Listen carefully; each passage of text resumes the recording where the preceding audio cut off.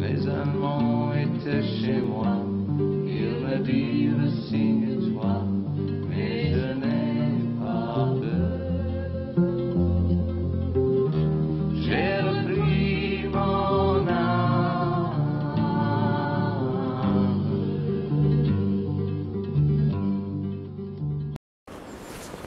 Bon alors Alain, tu sors le tome 2 de ta série Une dame de Chalosse. Le tome 1 c'était donc Armentine. Oui. Ici on a Andrea. Et pourquoi tu as voulu qu'on parle de ce livre ici? J'ai trouvé que c'était une bonne façon de présenter ce livre-là. Le premier a traversé la Première Guerre mondiale, le deuxième sera axé autour de la Deuxième Guerre mondiale et surtout de la ligne de démarcation.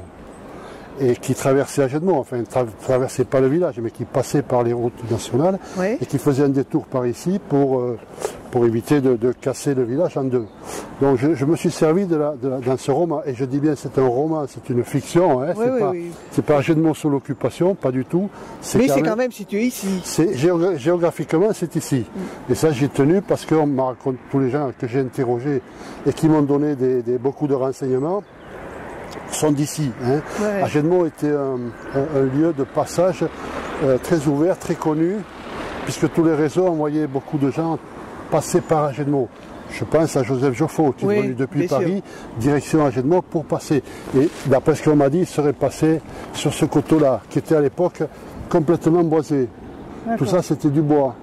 Et toutes les pentes allaient jusqu'au premier land d'Agès, qui n'était pas très loin d'ici. Il y avait quelques prairies de pâturage, notamment celle-ci. Ouais. De l'eau faisait 3 mètres de large. Ah ouais. Même l'hiver. Donc en fait c'était là la ligne où... Presque j'ai pu recueillir. La ligne passait ici, elle remontait ensuite la route de la Bastide, ouais. Et elle passait par Balette, et elle revenait à la gare. D'accord. Et ensuite elle rejoignait la route. Bon alors donc, là, tu as voulu le situer ici. Et donc les personnages qu'on a connus un petit peu dans le premier, en particulier Armentine, bon, elle va mourir là. Ah bah, Martine va décéder, elle décède en 1935. Et c'est sa petite fille qui reprend le poste d'héroïne dans ce livre-là. Andrea, qui est dont la petite fille, je répète, d'Armentine, qui vient d'avoir ses 18-19 ans, qui a fait l'école normale. Donc une bonne élève, hein? Une bonne élève, très bonne élève, qui a réussi, qui est institutrice. Je dis bien institutrice à l'époque. Hein. Oui, pas professeur des écoles. Elle était institutrice et elle a été nommée à Montségur. D'accord. À Montségur, donc à 5 km d'ici. Donc Montségur était en zone libre. Là, c'était la zone libre, enfin, le no man's land qui allait jusqu'au poste français qui se situait du côté du terminus. Ouais.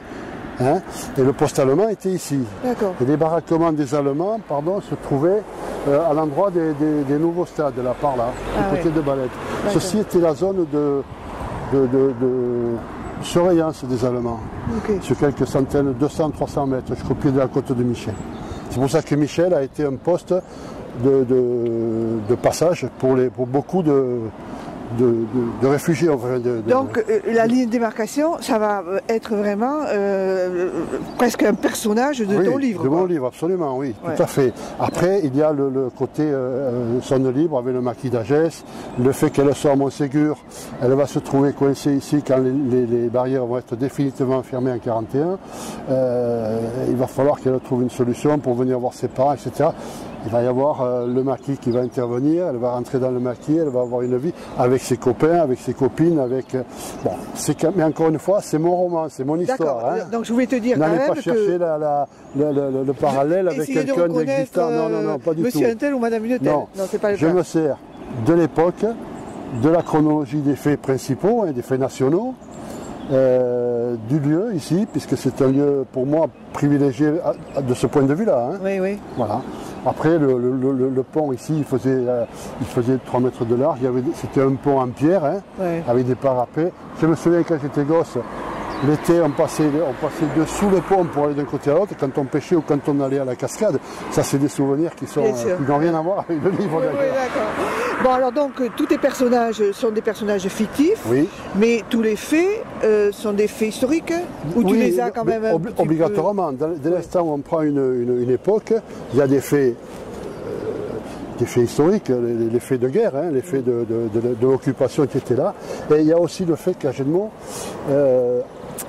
était un passage facile et facilité par le responsable de la garnison allemande, on va dire comme ça, qui était un humaniste, qui était un professeur de français, ça c'est la vérité, et qui se serait suicidé plutôt que de partir sur le front de l'Est.